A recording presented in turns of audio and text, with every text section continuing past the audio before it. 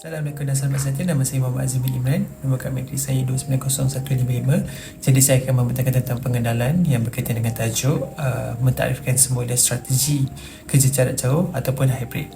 Pada awalnya, kerja hybrid adalah gabungan amalan kerja tradisional dan pengaturan fleksibel telah mendapatkan prioriti kerana kebersesuaian dan tumpuannya pada keseimbangan kerja kehidupan kerja. Model ini membolehkan pekerja mempunyai autonomi dalam jadual dan masa mereka sendiri. Mencapai keseimbangan antara rumah dan kawasan kerja fizikal adalah sangat fleksibel ataupun maksimum untuk kerja secara jarak jauh ataupun hybrid ini. Kebangkitan teknologi dalam merevolusikan kerja membolehkan komunikasi terbuka dan kerjasama mereka untuk menggabungkan di antara pekerja dan organisasi. Seperti anda tahu, pandemik COVID-19 adalah salah satu anjakan yang telah memcepatkan peralihan kita dalam pengaturan memaksa pekerja ataupun organisasi menyesuaikan diri dengan pengaturan kerja secara hybrid. Kerja secara hybrid dapat memberikan cabaran seperti menguruskan prestasi pasukan ataupun kumpulan dan data. Kepimpinan komunikasi dan infrastruktur teknologi yang berkesan adalah penting untuk mengubah kerja mereka untuk mencapai kadar maksimum dalam pekerjaan mereka itu sendiri. Selain itu, kerja hybrid menggalakkan autonomi individu, pelbagai peluang pekerjaan dan faedah daripada inovasi digital membolehkan individu menjadikan sebahagian daripada persekitaran kerja yang transformatif. Selamat sejahtera kepada doktor dan rakan-rakan. Nama saya Laurencia anak perempuan Dewasa Gayam, nombor matrik 290375. Dalam video ini saya akan jelaskan tentang isu-isu yang berkenaan dengan tajuk kajian. Tajuk kami adalah mentafsirkan semula strategi kerja jarak jauh dan hybrid. Industri pengurusan sumber manusia telah menyaksikan banyak perubahan dalam beberapa tahun kebelakangan ini. Baru-baru ini, pandemik global mengubah kehidupan berjuta-juta orang sampai mentafsirkan semula tempat kerja dan cara kerja yang dilakukannya. Kerja jarak jauh adalah merujuk kepada pendekatan pekerjaan di mana pekerja menjalankan tugas dan tanggungjawab mereka dari lokasi yang berbeza daripada pejabat. Manakala dengan kerja hybrid adalah kombinasi antara kerja jarak jauh dan pekerja di pejabat. Dalam analisis kajian yang telah kumpulan kami lakukan, terdapat beberapa isu yang berkaitan. Antaranya adalah komitmen organisasi dan penglibatan pekerjaan. Kajian ini menunjukkan bahawa pekerja yang bekerja dari jarak jauh mungkin merasa kurang tarikan dengan organisasi mereka berbanding dengan orang yang bekerja di pejabat. Selain itu, masalah keselamatan dan keseimbangan kerja juga adalah salah satu isu yang boleh berkaitkan dengan kajian kami. Hubungan data dan protokol keselamatan adalah penting dalam kedua-dua model. Kerja jarak jauh memberikan peluang untuk fleksibiliti, tetapi ia juga boleh mencampur adukan sepadan antara kerja dan kehidupan peribadian. Isu seterusnya adalah produktiviti tempat kerja dan kesejahteraan pekerja. Terdapat debate mengenai sama ada pekerja jarak jauh atau hybrid meningkat ataupun mengurangkan produktiviti. Beberapa kajian menunjukkan peningkatan produktiviti dengan kerja jarak jauh, manakala yang lain menunjukkan sebaliknya, terutamanya jika tidak ada alat ataupun sumber yang sesuai. Kesejahteraan mental dan emosi pekerja juga menjadi perhatian dalam kajian ini. Dengan beberapa kajian menunjukkan bahawa pekerja jarak jauh boleh meningkatkan kesepihan. Itu sahaja daripada kami. Sekian, terima kasih. Assalamualaikum dan salam sejahtera. Nama saya Intan Nabila binti Abdul Syukur, kad matrik 291369. Pada hari ini saya akan membentangkan tentang laporan tinjauan yang telah kami lakukan kepada majikan dan juga kepada pekerja. pada majikan kami telah menjalankan laporan tinjauan pada 21 September 2023 dan telah bertanya sebanyak 4 soalan yang berkaitan dengan bekerja secara hybrid.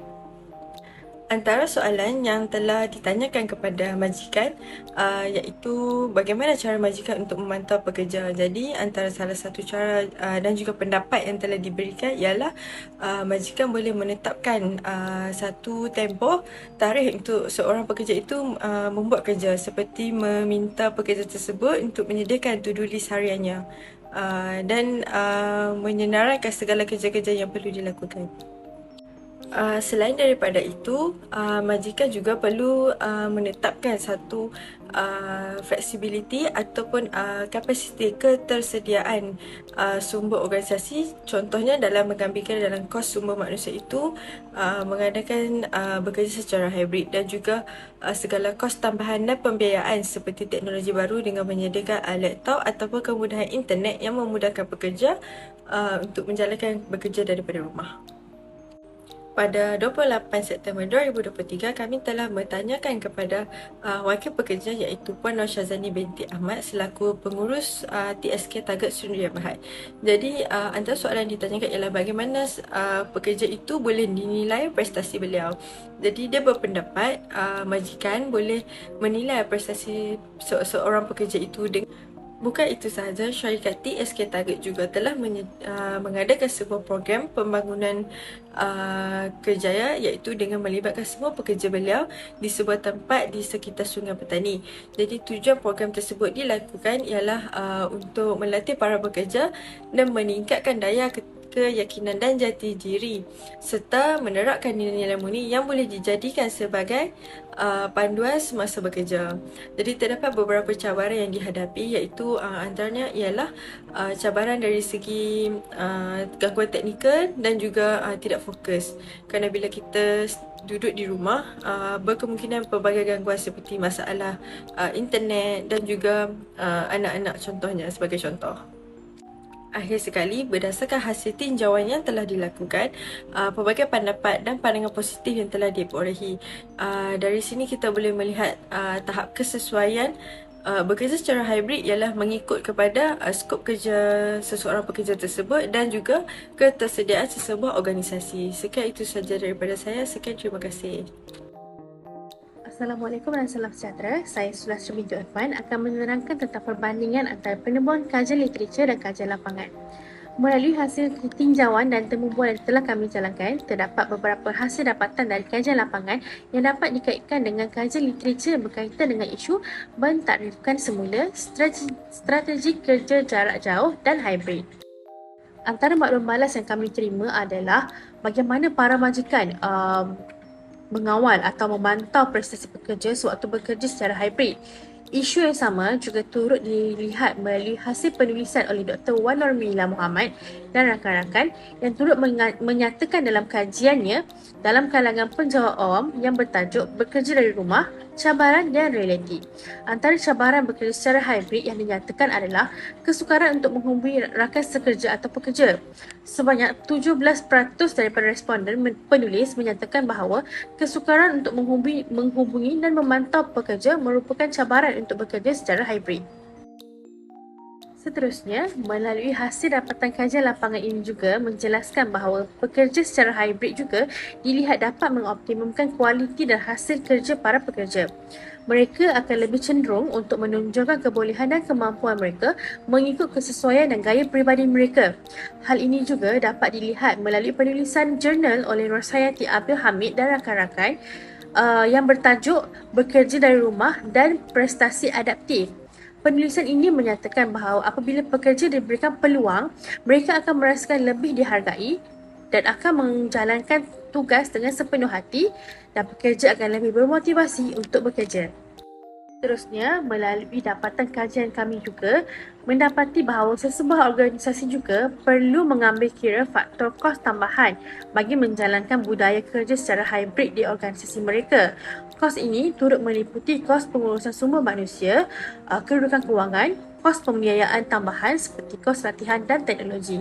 Hal yang sama juga turut dinyatakan oleh Rosnaizah binti Abdul Rahman dalam penulisannya yang bertajuk Faktor Eksternal Tidak Mempengaruhi Produktiviti Pekerja dalam konteks bekerja secara maya semasa pandemik COVID-19. Melalui penulisannya, penulis turut menjelaskan secara terperinci akan kepentingan majikan untuk menyediakan latihan dan kemahiran bagi mempersiapkan pekerja untuk bekerja secara hybrid dari rumah. Latihan ini diperlukan bagi memastikan produktiviti tidak terjejas apabila bekerja menjalankan tugas mereka di rumah. Hasil dapatan kajian lapangan kami juga mendapatkan maklum malas daripada para pekerja untuk menyelami pemahaman mereka tentang bagaimana prestasi kerja mereka dinilai apabila bekerja secara hybrid. Para pekerja akan dinilai oleh pengurus dengan mengambil kira tahap efisien seseorang pekerja dalam menyediakan tugasan mengikut waktu yang telah ditetapkan. Ini termasuk juga dengan kualiti hasil akhir tugasan yang diberikan. Hal yang sama juga dilihat melalui hasil penulisan oleh Ahmad Mustaqim dan rakan-rakan yang bertajuk Kerelevanan Sistem Penilaian Prestasi Pekerja Semasa dalam AW Company Sdn Bhd dalam konteks era pandemik COVID-19. Menerusi penulisan ini, mereka turut mengumpas tentang medium sistem penilaian pekerja yang bekerja secara hybrid. Dalam sistem penilaian ini, pengurus memainkan peranan yang penting dalam menetapkan KPI yang perlu dipenuhi dalam mencapai kecemerlangan organisasi. Berikut merupakan cadangan yang telah dikenal pasti bagi mentakrif semula strategi kerja jarak jauh dan hybrid.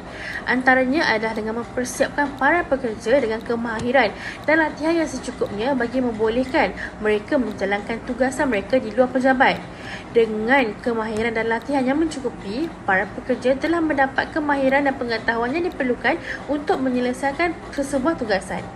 Cadangan seterusnya adalah para pekerja juga mestilah berusaha untuk mendapatkan kepercayaan majikan mereka untuk menjalankan tugasan sendiri secara hybrid ataupun dari rumah. Sememangnya majikan akan menilai hasil kerja dan kredibiliti pekerja mereka melalui kecekapan para pekerja dalam menyelesaikan tugas mengikut tempoh masa ataupun deadline yang telah diberikan. Hal ini juga turut mencerminkan integriti seseorang pekerja tersebut dalam menjalankan tugasan mereka di luar pejabat. Selain itu, arahan yang jelas yang diberikan oleh majikan juga amat penting bagi memastikan para pekerja dapat menyelesaikan tugas mereka mengikut spesifikasi yang diperlukan oleh majikan. Akhir sekali, para majikan juga perlu menyediakan landasan penilaian prestasi yang telus kepada pekerja. Melalui sistem penilaian ini, para pekerja dapat mengetahui medium ataupun cara majikan menilai prestasi kerja mereka meskipun mereka tidak berada di pejabat. Untuk ini, pengurus perlu memainkan peranan yang penting dalam menetapkan KPI seseorang pekerja tersebut selaras dengan skop kerja mereka. Sistem ini juga akan menilai tahap kecekapan seseorang pekerja serta dapat mengenal pasti sebarang penambahbaikan ataupun latihan yang diperlukan oleh seseorang pekerja. Pendedahan terhadap sistem penilaian ini juga dilihat harus diberikan kepada pekerja agar mereka lebih peka tentang skop penilaian yang akan dinilai oleh majikan terhadap hasil kerja mereka.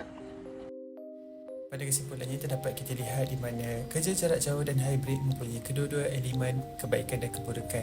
Ianya bergantung kepada pelaksanaan dan pemahaman organisasi tentang keperluan pekerja. Selain itu, sebagai seorang profesional HR memegang peranan penting dalam kehidupan pekerja semasa proses. Terdapat juga untuk mengatasi kesukaran birokrasi adalah penting untuk meningkatkan fleksibiliti dan mengembangkan fungsi sebagai HR.